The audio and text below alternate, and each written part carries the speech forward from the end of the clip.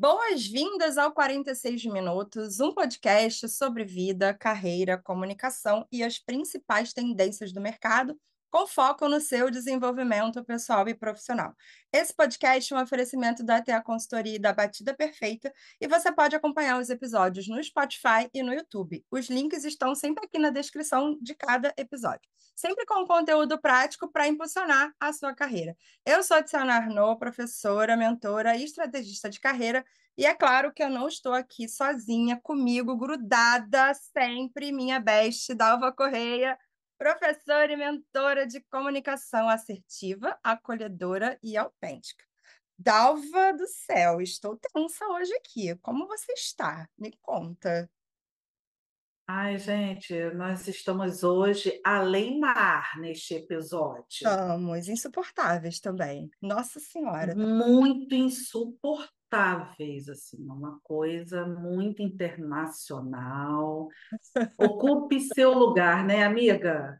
Isso, né? Pessoas maravilhosas, poderosas vindo aqui nessa temporada, trazendo conteúdos muito ricos, né? E acho que esse papo de hoje vai ser um papo para a gente explodir nossa cabeça e desconstruir a ideia que a gente tem até hoje de consumo, não é mesmo?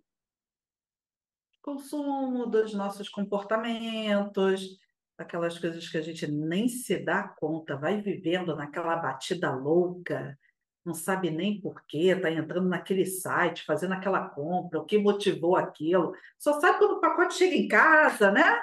E depois não entende muito bem. Nossa, eu precisava, não precisava disso. Bom, já estou dando muito spoiler Cara, aqui do que conta aí pra teremos pela gente. frente.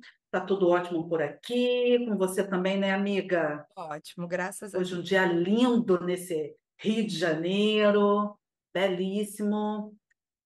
Vamos lá.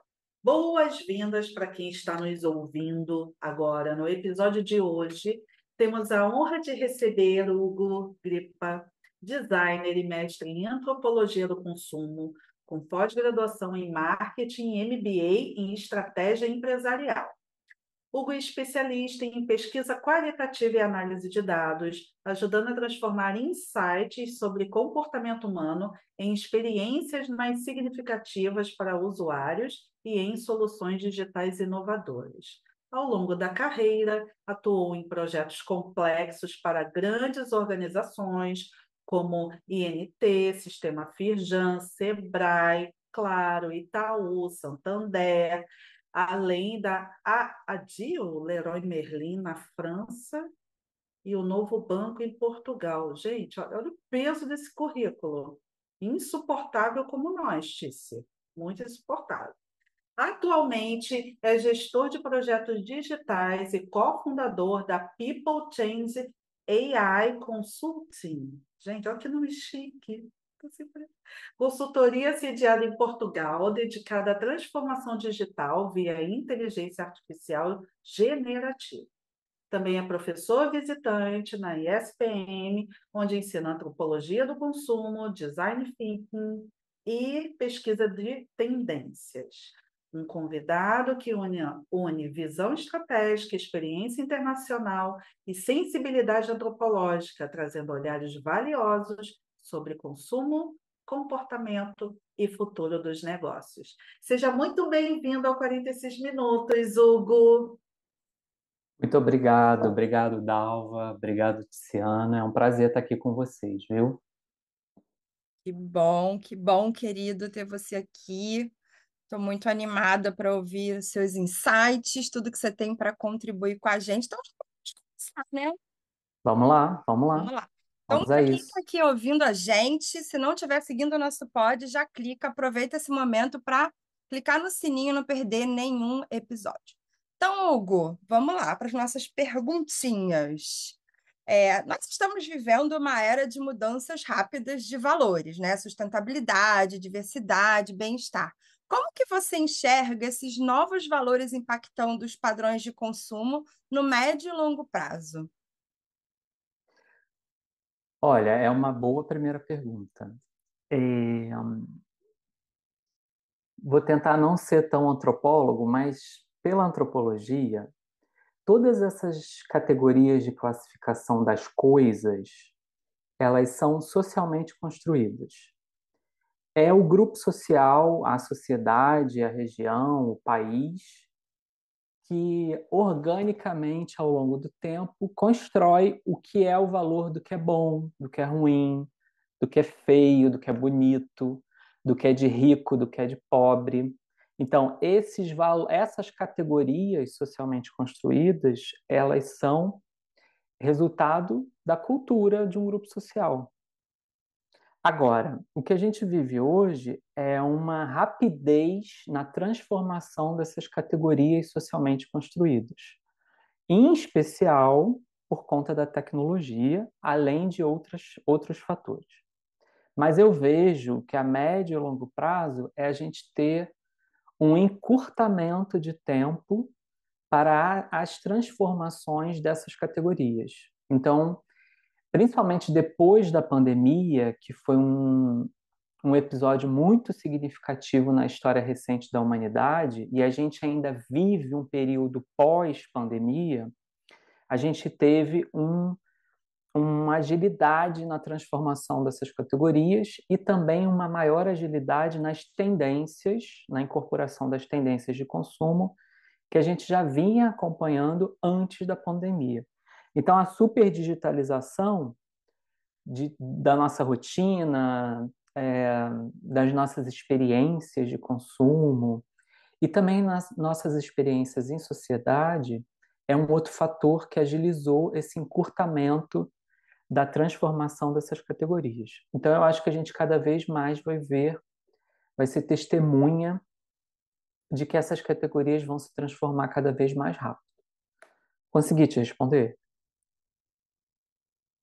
Claro, você sempre maravilhoso, né? Acho que é uma mudança, como você trouxe, né, Hugo, de cultura, né? À medida que o tempo vai passando, a gente vai se adaptando às novas realidades, né? Acho que antigamente todo mundo saía, ia no shopping, quando não tinha um shopping, ia nos centros comerciais. Hoje a gente compra tudo online, né? Hoje mesmo eu estava conversando com a Dalva falou, amiga, tem que comprar um chá.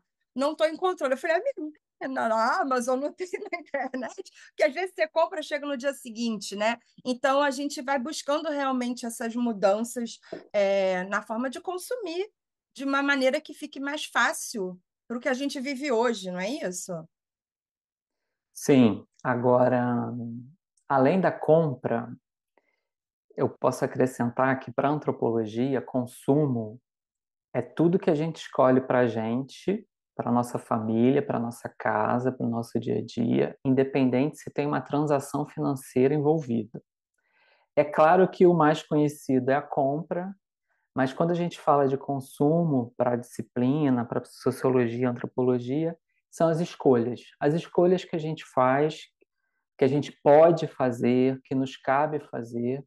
Então, é a escolha do que eu uso ou do que eu escolhi vestir para estar aqui com vocês, da comida que eu escolhi, do destino da minha próxima viagem, se eu puder viajar. Então, escolha tem a ver com o consumo, tem a ver com escolha. Então, sim, a gente vê uma reflexão muito maior das transformações das categorias no digital, porque o digital é muito mais rápido, mas no dia a dia a gente também vê muitas transformações nas práticas de escolha, nas práticas de consumo e também como que nós somos impactados com as comunicações que despertam o desejo para a compra. Que isso também é uma coisa do ser humano, né? E é uma coisa da pós-modernidade, do período contemporâneo. Por quê? A gente só compra ou só escolhe uma coisa que a gente não tem e que a gente não conhecia. A gente precisa ter o awareness, tem que se despertar o nosso desejo para a gente escolher aquilo. A gente precisa ter uma semente, uma pitada de desejo para a gente poder despertar aquele interesse. Então, por isso que nos últimos 50 anos, 60 anos, funciona muito bem a dinâmica da publicidade e propaganda, e hoje, mais do que nunca, influenciadores digitais através de redes sociais.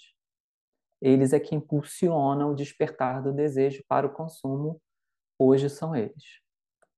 Mudou tudo. Consegui, Oh, mudei. bagunçou. Mudou toda a minha percepção das coisas agora, Dalva. E aí? Eu estou aqui pensando também, Hugo, na questão da resistência.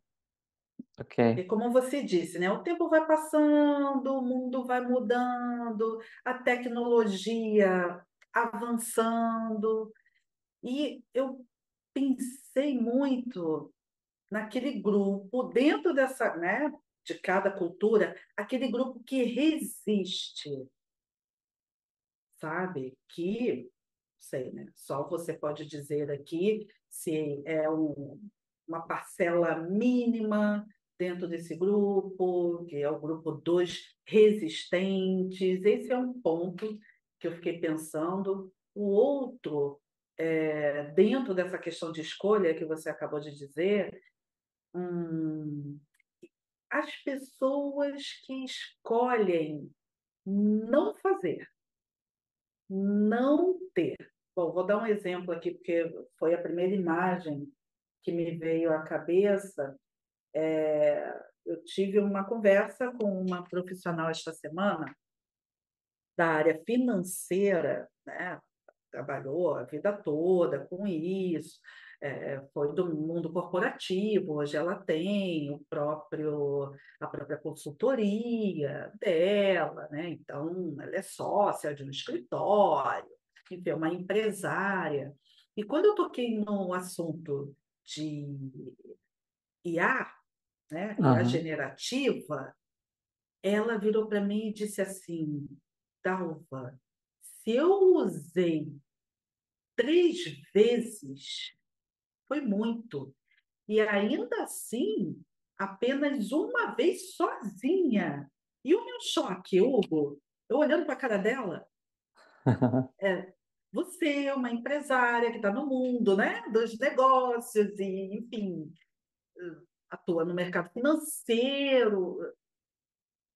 Você está como os incas e os maias, como a gente costuma brincar, né? Você não Sim, está familiarizada com essa tecnologia ainda. Então, para ela, é tudo muito alheio. Eu fiquei, gente, esse pessoal existe. Eu fiquei com sim, A gente sim. vive numa bolha, né? Então a gente acha que está todo mundo dominando aquela ferramenta, todo mundo usa loucamente. E ter conversado com ela e entendido, não, não, aqui não chegou com essa força toda, não. Eu acho assim, você trouxe três pontos que convergem. Eu acho que toda cultura sempre vai existir os movimentos de contracultura, que isso é do ser humano, é da nossa espécie. Lembrando aqui o conceito de cultura, de que não é só, para a antropologia, cultura não é só o que o senso comum descreve como arte, audiovisual, cinema, teatro. Não, cultura é tudo produzido por uma sociedade. E aí isso inclui regras sociais, política, economia e as categorias socialmente construídas. Então, para cada cultura ou para cada tendência, para cada comportamento, geralmente vai existir o contra, a oposição. As tendências e os comportamentos, eles andam, e assim como as categorias socialmente construídas, elas andam em dualismos, ok?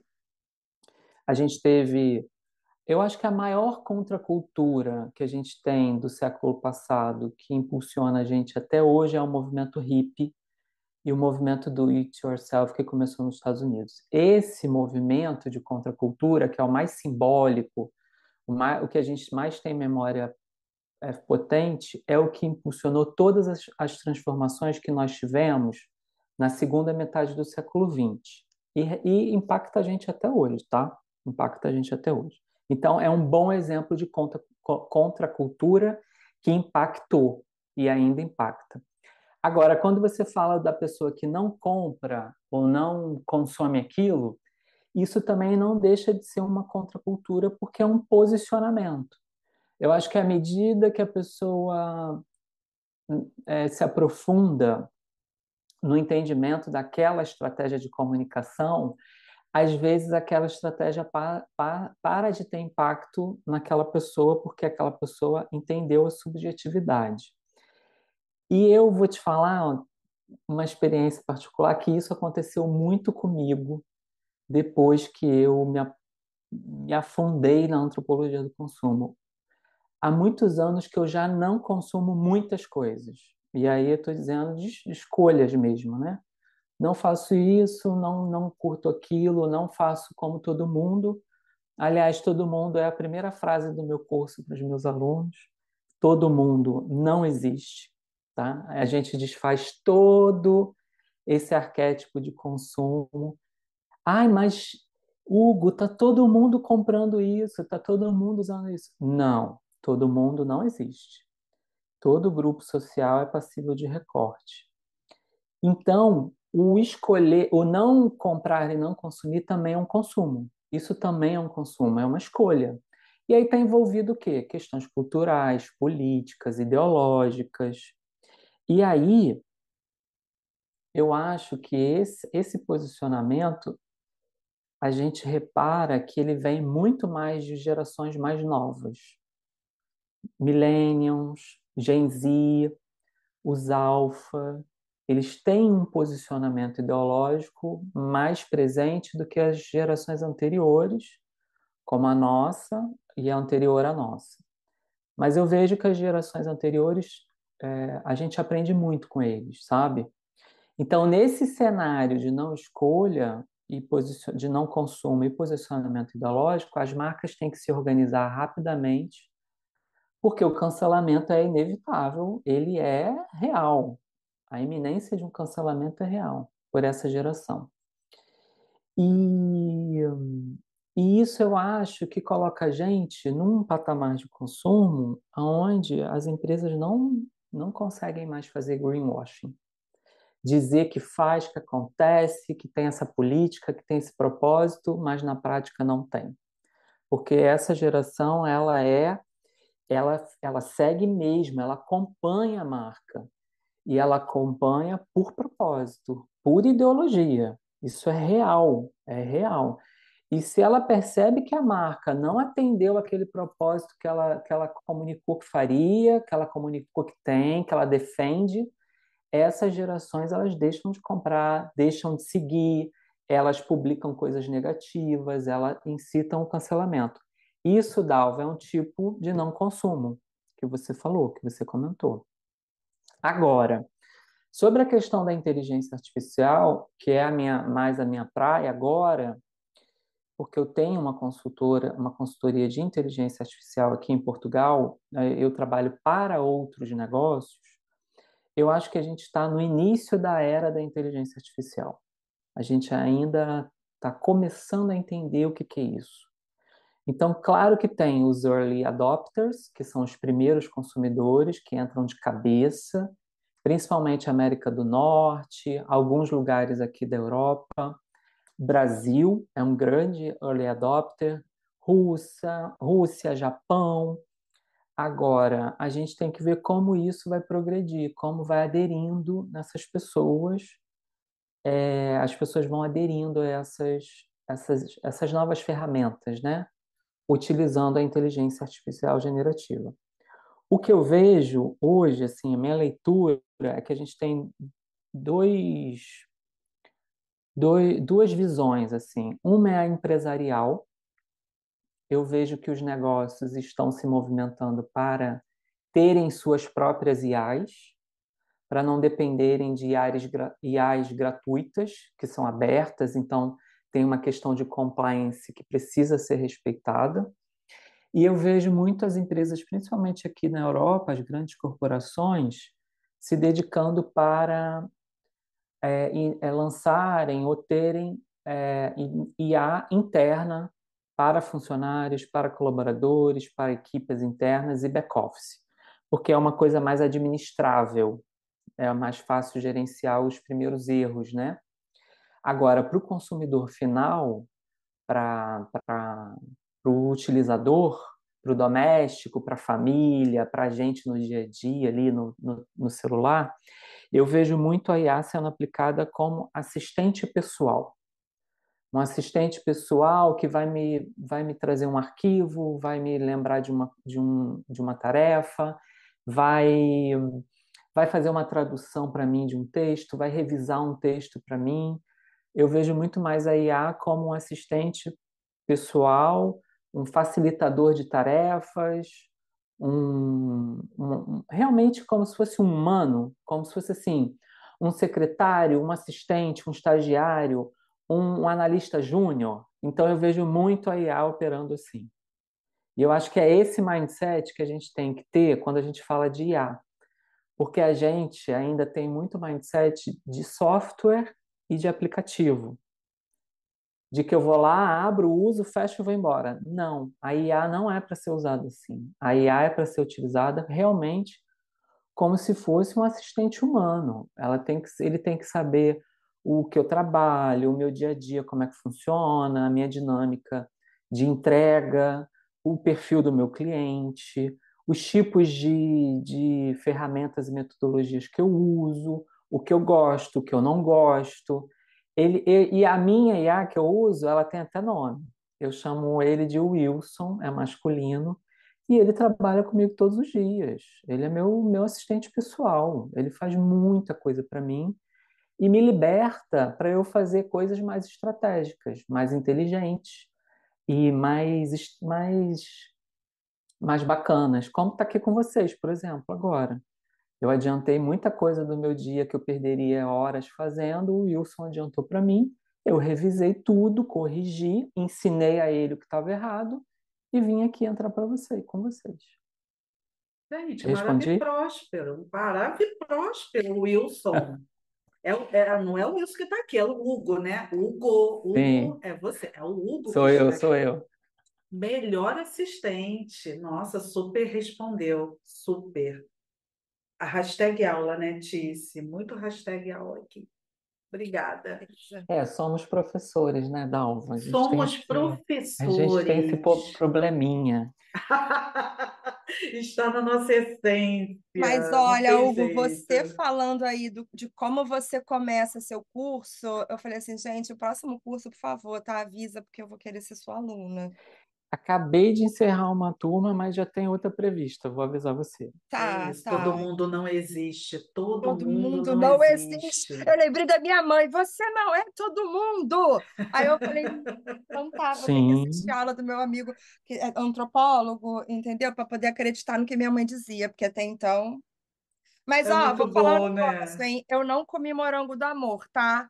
E eu falei, eu eu não também vou não, me comer porque recuso. eu Eu não também não, quero. gente. E Eu essa também, tendência, não gosto daquela também não. casca. Não, acho Também que não. brigadeiro branco tem o mesmo gosto, então não vai ser nenhuma novidade. Não quero experimentar só para entrar no hype. E eu não entrei. Estou orgulhosa, porque eu já entendi que foi também uma forma de consumo, né? Se Posicionei. posicionou, Quem Eu não sim. se... também não, amiga. Nada, Ótimo. e nada, Três não, que não nada comeram morango do disso. amor. Pode seguir, Não, e por Dalva. escolha. Eu Por escolhi não escolha. comer. Sim, sim. Posicionamento. É isso. Posicionamento. Muito bom, Hugo. Atualmente, as pessoas não compram apenas produtos ou serviços, mas também narrativas, causas e experiências, como você já contou um pouquinho, Sim. né, sobre como a geração Z vem se comportando nesse sentido. Que sinais você percebe de que o consumo está migrando cada vez mais para o campo simbólico e emocional? Eu acho que essa questão como eu comentei, né? As gerações mais novas, elas realmente se posicionam ideologicamente e elas conseguem fazer um posicionamento de não consumo, de cancelamento. Eu acho que isso é uma grande característica de como a gente migrou até então de um consumo muito de experiência, que foi geralmente dos anos 90 até os anos de 2010, 2015, mais ou menos até a pandemia. A gente tinha esse hábito de consumir por experiência. A experiência da loja, a experiência da marca, a experiência do restaurante. Então, isso foi uma estratégia muito utilizada, muito exaurida, mas como tudo se transforma e muito rápido, muito mesmo antes da pandemia, a gente já vinha percebendo uma tendência das pessoas consumirem por propósito, por ideologia, por crença, por dogma. Então, eu acho que isso cada vez mais vai estar no nosso dia a dia. As grandes marcas já aderiram, as grandes organizações e as grandes corporações, que são as empresas que conseguem lançar efetivamente tendências, né, top-down, que elas dizem o que vai ser consumido na próxima temporada, no próximo ano, essas empresas já perceberam isso, já estão a utilizar isso. Quando elas defendem um slogan, elas fazem um apoio institucional a uma campanha, elas trazem uma pessoa, um nome que referencia aquela ideologia, aquele propósito, e também como as empresas se movimentam de um dia para o outro para desfazer um mal-entendido que apareceu nas redes sociais.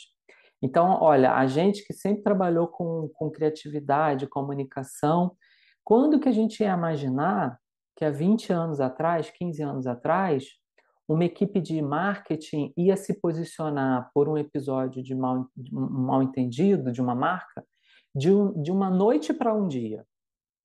A gente não tinha isso antigamente, né? A gente ia fazer um gabinete de crise, ia convocar uma reunião de diretoria para a semana que vem, ia fazer uma proposta de um relançamento, de um redesign, isso ia se arrastar, aí ia para aprovação do board. Então, isso ia se arrastar o quê? Um mês e meio? Hoje não.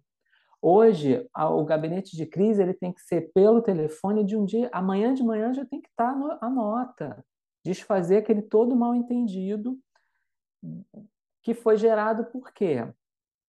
Porque aí que vem para te responder. O que gerou esse encurtamento da gente ter que atender rapidamente um mal entendido de consumo ou um mal entendido do consumidor? E empoderou tanto as novas gerações. Eu costumo dizer que eu acho que são três grandes inovações radicais que nós tivemos nos últimos 30 anos, que é a internet, o smartphone e a rede social. Eu acredito que esses três últimas inovações radicais que nós tivemos no planeta amplificou de uma maneira muito potente vozes, consumidores que até então eram desconsiderados pela mídia de grande massa, pela TV, que trabalhava ainda na TV aberta, que ainda trabalhava no sistema de consumo empurrado.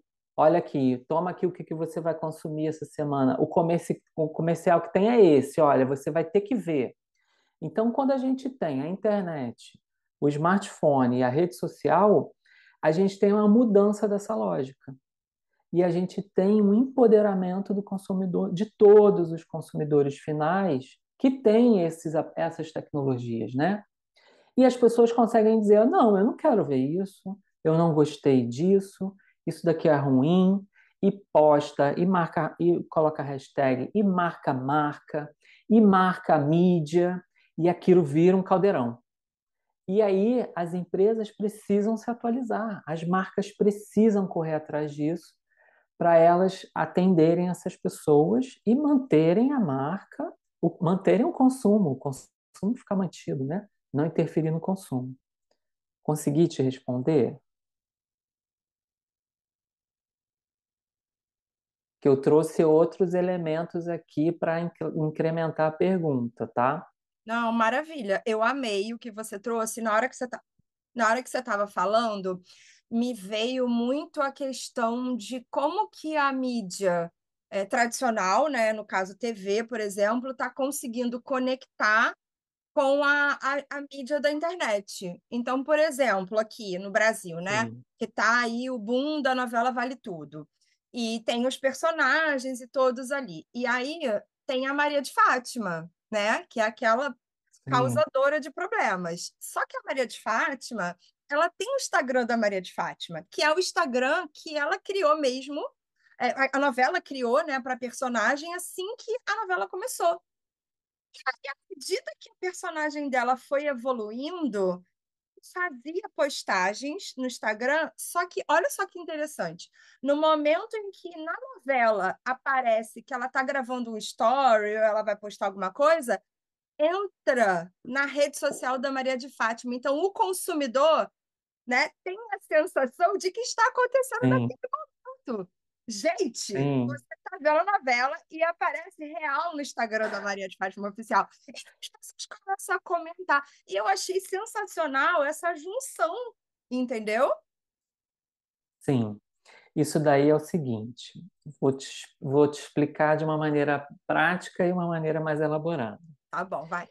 É, a TV que já estava com um formato um pouco ultrapassado, a TV que a gente conhecia, né, tradicionalmente, o formato de consumo empurrado, né? Ele já estava percebendo um desgaste muito grande dessa dinâmica e ele se apropriou de ferramentas, técnicas, comportamentos da rede social, da internet e das redes sociais para se atualizar, para não perder tanto consumidor, tanto telespectador. Por que que isso acontece? Aí vem a explicação antropológica e sociológica. Todas as relações são relações de poder. A gente sempre tem num episódio, num cenário, numa dinâmica, um poder dominante e um poder que está sendo dominado naquela dinâmica. Acontece que quem domina a dinâmica, a entidade, a marca, seja lá que for, a organização que tem o poder, que tem a dominância desse poder, ela vai fazer de tudo para se manter nesse poder. Ela não vai ceder. Agora, a partir do momento que ela tem um risco de perder poder, ela se apropria de alguns itens dessa tendência emergente, dessa ameaça, para ela se manter atualizada. A gente chama isso de apropriação cultural. Ela se apropria de aspectos da ameaça, dessa tendência emergente, para ela poder se manter ainda atual, para ela se comunicar com esse público e esse público não migrar inteiramente para o concorrente ou para essa tendência emergente. Consegui te responder? Eu, né? É Olha, eu estou dando spoiler aqui de um mestrado todo em 40, em 1 hora, hein? assim que a gente gosta, né, Dava? Dava já falou que é aula, né? Então tô aqui ó, anotando, tá? Que esse negócio de todas as Hashtag relações são relações aula. de poder já bagunçou mais uma meia dúzia de coisas aqui na cabeça, tá? Já tá dando ruim já. É porque Meu a Deus gente do céu. evita, né? É, A palavra poder, ela tem um significado muito profundo, né? forte para a gente. Sim, e falando de cultura, na nossa cultura, você dizer que tem o poder, tem um pouquinho, né? Aquela fumacinha, né, de arrogância, de nossa, que horror, nossa, vou me afastar de você. Sim, sim, Ela é tem, uma carrega, palavra carrega, muito carrega. carrega, ela é É. uma palavra muito assim polissêmica. E aqui na nossa cultura, aqui no Brasil, eu percebo, né? Você fala a palavra poder, muitas pessoas torcem o nariz. Então, assim, disse, sim, se toda como é? Toda relação é uma relação de É uma poder. relação de poder. Então já tem ouvinte aí, ó, se coçando na cadeira, né? Tendo aí uns tremores, alguma coisa. Como assim? Garota, É eu já assim, tava disse assim, o ó, nosso gente. queridíssimo antropólogo aqui, ó. Então a mídia tem uma relação praticamente narcisista com os telespectadores. Ah, vambora. Babado, Mastiga esse chiclete aí. É, babado. vamos lá. Hugo, com o avanço da tecnologia, né? A gente já falou bastante coisa, você já trouxe também bastante elementos. Mas esses hábitos de compra, eles estão cada vez mais mediados, né? Então, até que ponto que essas ferramentas ajudam a prever o desejo ou, de fato, se criam novos desejos nos consumidores? Porque agora eu já estou sentindo que eu estou comprando coisa sem querer. Já está me manipulando aqui. Vamos falar de Olha, desejo. Uma base nova. Agora é a hora de falar de desejo. essa é a parte que eu mais gosto, porque É. essa pergunta que você me fez, ela é o cerne da antropologia do consumo, tá? É a gente pesquisar os porquês, né? E quando a gente fala de consumo, a gente já entendeu que não é só compra, né? São as nossas escolhas, inclusive de não consumo. E quando a gente consome, a gente geralmente atende três princípios básicos, três patamares básicos, assim, que é a necessidade de resolver uma questão, o segundo patamar é o desejo, eu tenho o desejo de ter aquilo, lembrando que o desejo ele precisa ser despertado, eu preciso sofrer um awareness, eu preciso ser sensibilizado para aquela coisa. E o terceiro patamar, e o mais difícil da gente investigar no consumidor, é o sonho, porque o sonho tem a ver é muito privado, tem a ver com traumas, passado, memória afetiva. Geralmente a gente só consegue investigar com a pesquisa qualitativa. É muito difícil alcançar. Quando a gente tem essas três respostas do nosso consumidor final, aí a inovação ela é muito potente. A gente criar para esse consumidor é muito potente. Agora, hoje em dia, a gente falou aqui como que a rede social ela é influenciadora de desejo para consumo, né? Hoje eu acho que é o maior canal, não concordando com o que eu estou a dizer, tá? Eu tenho várias restrições com rede social, mas é o maior canal hoje. E a antropologia ela já provou no início do século passado, a Escola de Antropologia de Chicago, que nas cidades, na metrópole, a opinião pública ela molda o desejo, ela molda a tendência, ela molda a cultura. Isso já foi comprovado há 100 anos, há mais de 100 anos.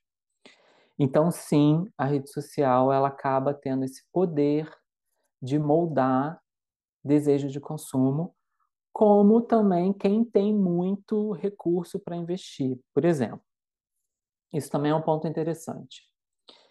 A gente vive no capitalismo, o livre comércio é aberto, a concorrência está aí para quem quiser né, se lançar, não existe nenhuma pactuação do que pode e o que não pode, então está todo mundo suscetível a ter um concorrente.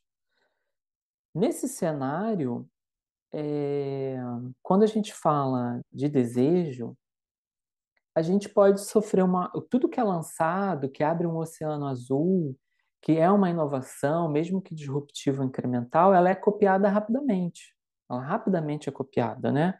A gente vê a IA generativa como a gente conhece, que é o chat que foi lançado em novembro de 2022, hoje ele é massivamente copiado, né? A gente tem várias ferramentas parecidas ou similares e tudo foi se transformando.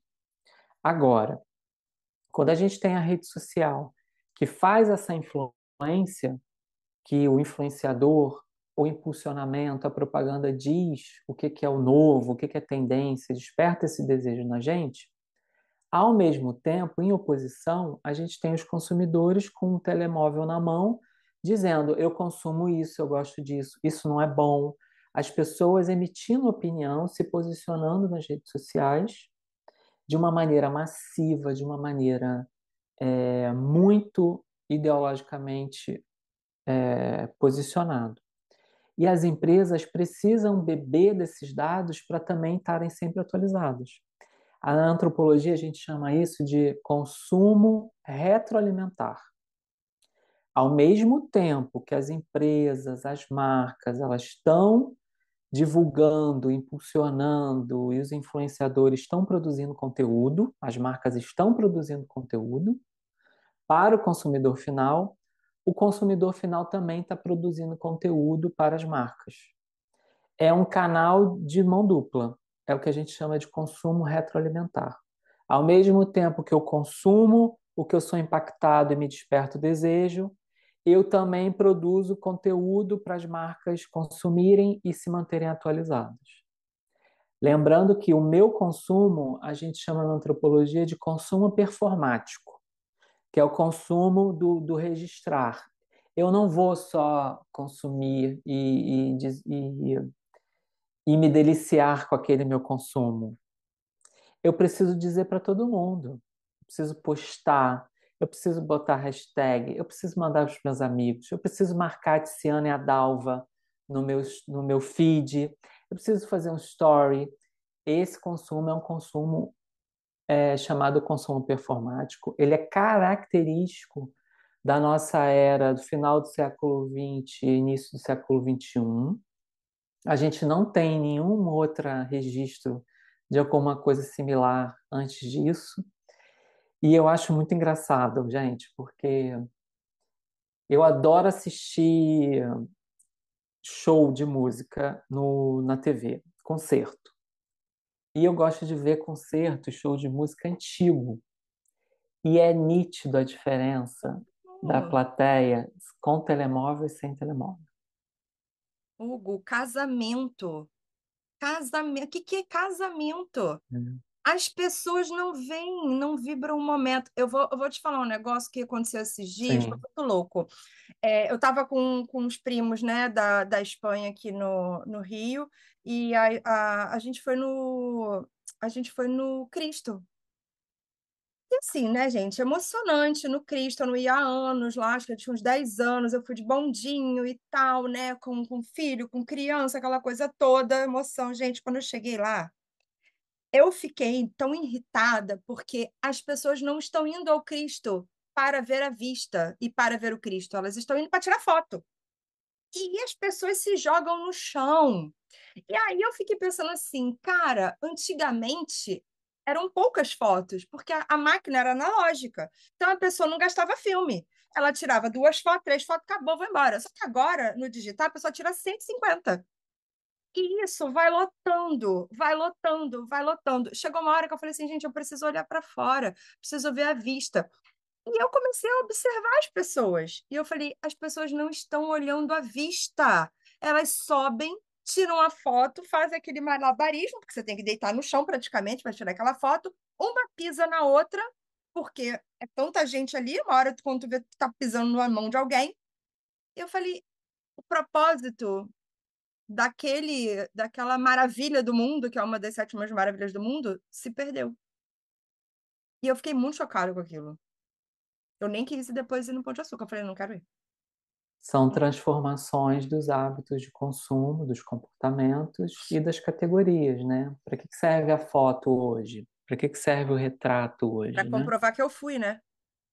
Para fazer a performance, o A consumo performance. performático. Gente, Então, loucura. respondendo você, eu acho que é o consumo retroalimentar, que é o que a gente vive, ao mesmo tempo que a gente é impactado pela produção de conteúdo e desperta o nosso desejo, a gente é influenciado para compra, para o consumo, a gente também produz conteúdo, que é o consumo performático, e as marcas bebem disso. Tem aí vários mineradores de dados, analistas de dados, SEO, que estão usando os nossos dados para atualizarem as marcas, os portfólios e ficarem cada vez atualizados nas redes sociais.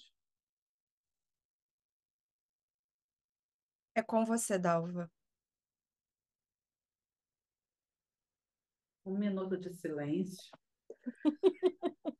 Olha, eu falo na minha aula assim, depois é porque a antropologia ela é muito densa. A gente vai muito na profundidade, não é difícil, é muito densa. E eu falo assim, as coisas não estão ali ao acaso. Não é orgânico.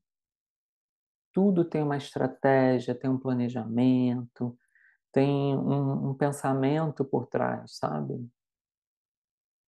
Ainda né, mais quando a Hugo? gente fala de consumo.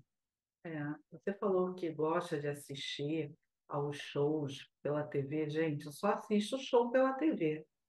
É muito irritante, como disse a Tice, estar naquele ambiente pelo qual você pagou um ingresso caro, vou ao show, né, daquela banda, enfim, que eu amo de paixão. Você chega lá, você não consegue assistir.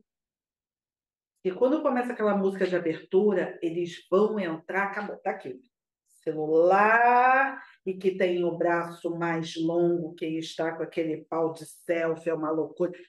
E você não consegue ver, você não consegue sentir, porque a sua atenção já foi, né, desfocada, porque você começa a ter ranço das pessoas à volta, porque ninguém consegue curtir, ninguém consegue assistir. Quando eu vejo algum trecho de show que aconteceu, né, agora, enfim, nos tempos atuais, já me dá nervoso. Imagina se eu estivesse lá. Oh, gente, as pessoas não assistem, está todo mundo com o celular a postos, filmando, gravando, e o que vai fazer com aquela experiência depois? Então, eu percebi, com toda essa nossa conversa aqui, né, a experiência dentro daquilo, né, dentro do consumo, ela foi muito ressignificada, muito.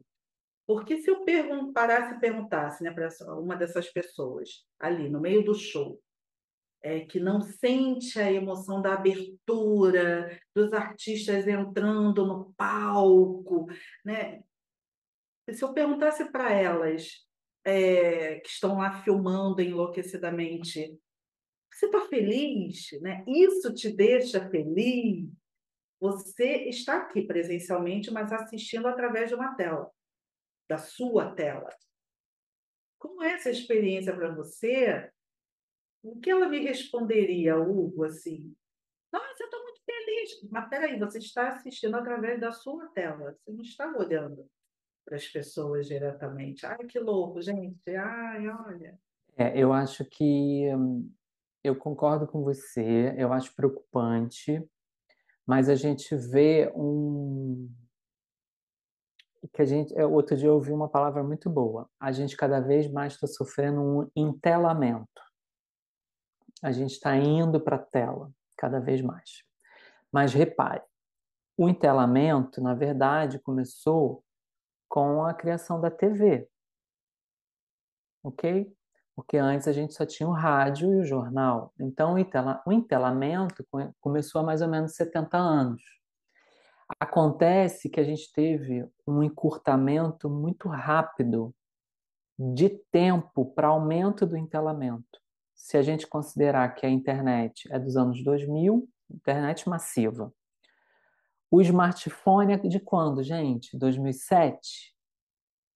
Smartphone 2007. E rede social?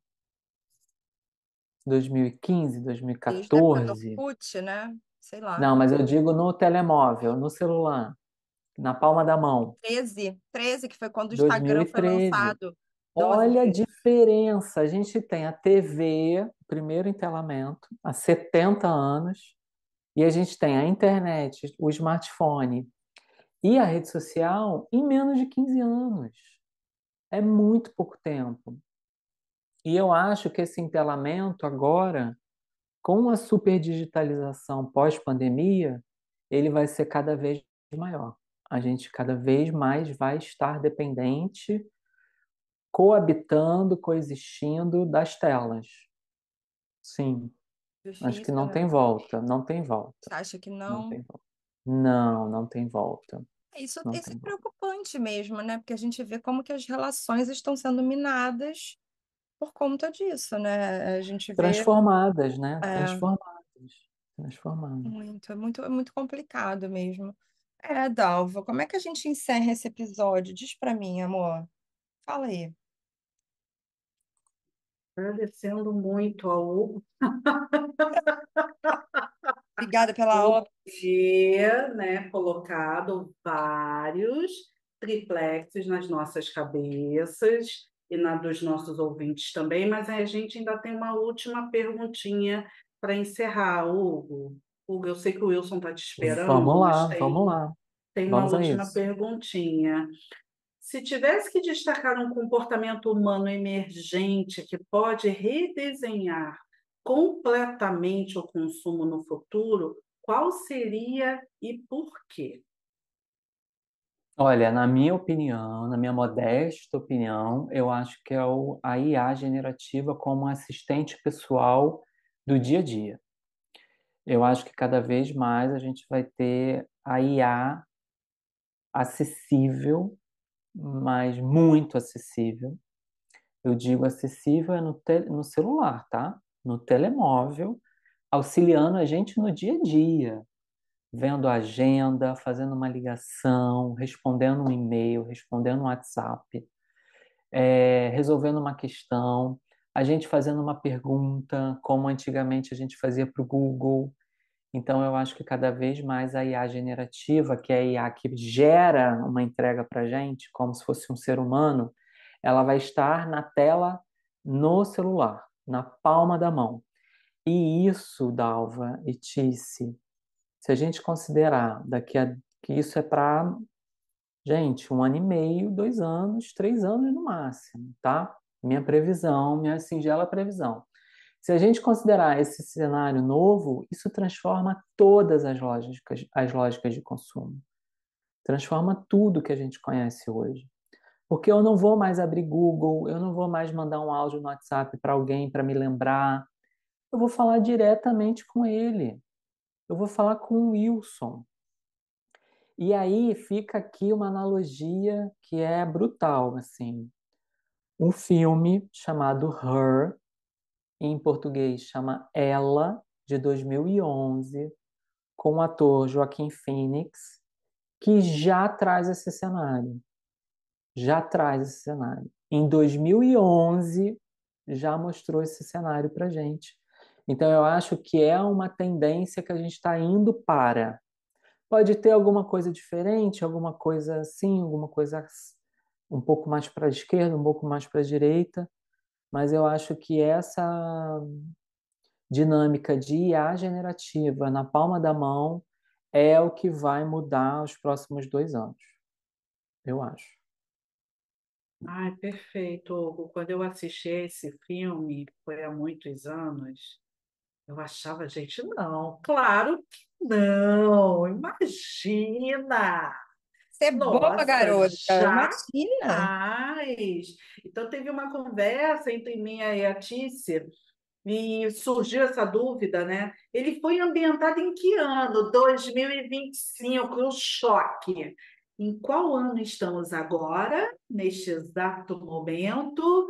2025. Que loucura! Enquanto Sim, você respondia, foi inevitável, né? Você falou sobre o Wilson, sobre a IA generativa como assistente pessoal, e eu inevitavelmente me lembrei das pessoas que já estão se relacionando romanticamente com sim, as IAs.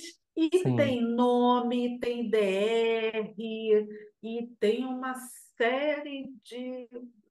Como é que você vê isso? Não quero tomar seu tempo, não, mas como é que Olha, você enxerga eu isso? acho muito preocupante. Eu tenho acompanhado as notícias, principalmente de pessoas que usam o chat da IA generativa para fazer terapia. Eu conversei já com algumas pessoas que eu conheço sobre isso, pessoas especialistas, né? Eu acho extremamente preocupante porque a gente nunca pode se esquecer que a IA generativa, por mais que ela seja incrível e que ela trabalhe com a gente como se fosse um humano, ela não é um humano. Ela não é um ser humano e ela está programada para atender a gente, para deixar a gente feliz. E isso não funciona na terapia, porque justamente eu não sou psicólogo, mas eu leio muito sobre psicanálise. A Tice sabe porque a gente conversa sobre esse tema. Mas as terapias, elas não servem para deixar a gente feliz. Elas servem para a gente se entender como ser humano. que é diferente da antropologia, que serve para a gente entender as relações. Então, eu acho que a gente depender de uma IA como única fonte de informação, de geração de trabalho, de conteúdo ou de terapia, não funciona bem. Então, eu tenho o Wilson que trabalha comigo, mas eu preciso revisar tudo que o Wilson produz. Tudo. Eu releio tudo. E eu ensino ao Wilson que está errado, peço para ele corrigir. Então, a gente tem que ter esse mindset. A IA, ela é um assistente, mas é um robô, é uma inteligência, não é um humano. Sim, sim. Tem um equívoco que eu também percebo, Hugo, que naquele diálogo, né, naquela interação com a IA, algumas pessoas acreditam que aquelas respostas são únicas, únicas. Respondeu para mim, entendeu a minha situação, entendeu o meu caso. Beleza, conversa com alguém que tem essa mesma demanda, que tem esse mesmo anseio, que tem essa mesma questão e que fez a mesma pergunta para o chat e compara as respostas. Existe um padrão. Nossa, falou assim para você também? Semana passada eu estive num evento que falava sobre escrita e IA, e os painelistas fizeram uma atividade com o público.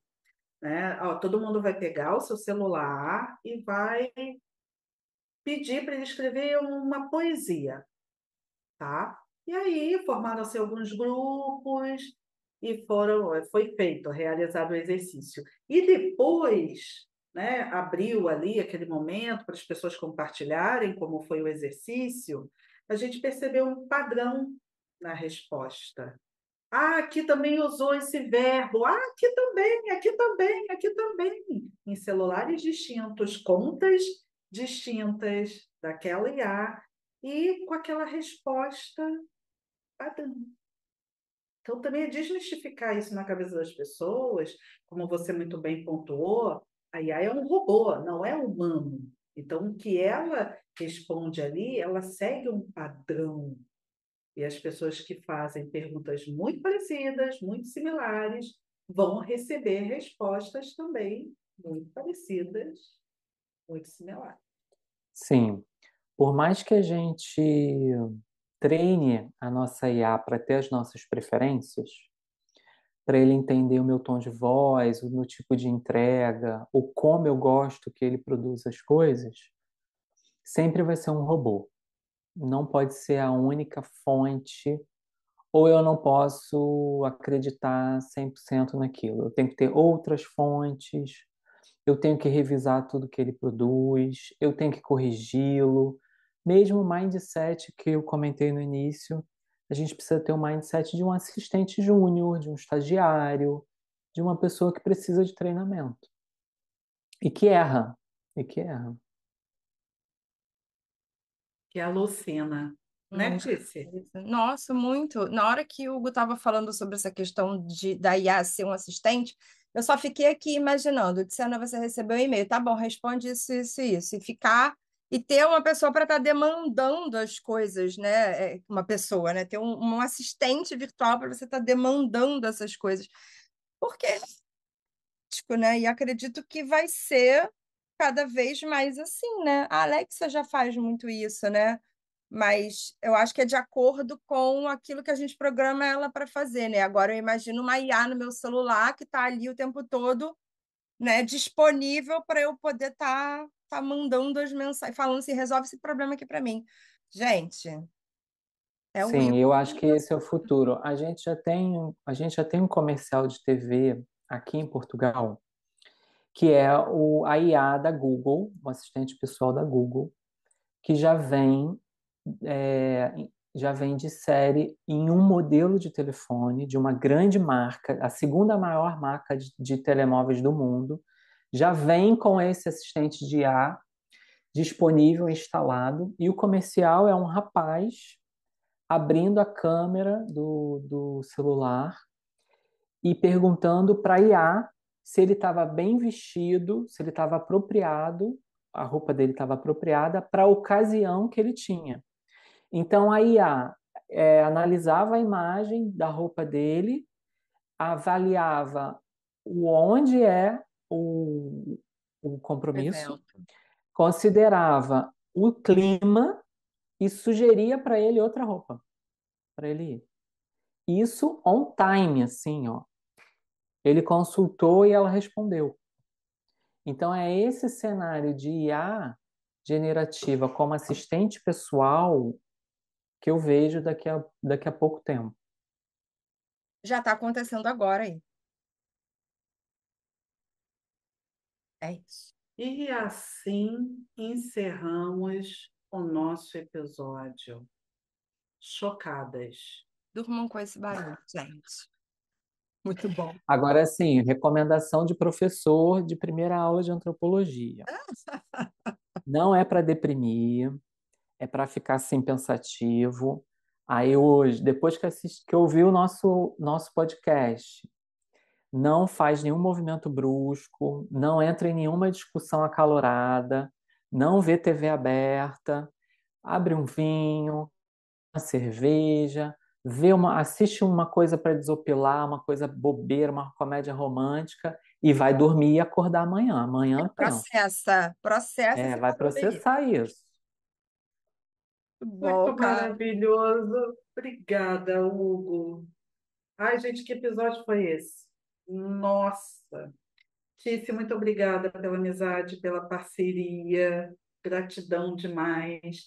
Chegamos ao fim de mais um episódio de 46 minutos. Muito obrigada a você que nos acompanhou até aqui. Avalie o nosso podcast clicando nas estrelinhas. Isso é muito importante para nós. Um abraço aconchegante. Fiquem bem. Hugo!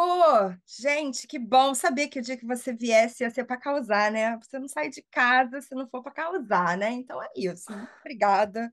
Amei, amei, Foi amei, bom? amei demais. Nossa, foi lindo. Você arrasa muito. Discussão Amo. boa. Discussão rende, tá? Rende, isso rende, isso rende. Adoro, adoro. Em breve estaremos juntos para a gente falar sobre antropologia, sobre consumo, sobre inteligência artificial, bebendo coisas, né? Porque não dá para poder ouvir isso tudo é puro, não, né? Não, pura não dá, não. Ah, não. Não, careta não dá, não. Tem que ter Pura um não dá, não. beberico. Tem que ter um beberico. Tem que ter. Obrigada, gente. Dalva, obrigada, amiga, por mais um episódio lindo, poderoso.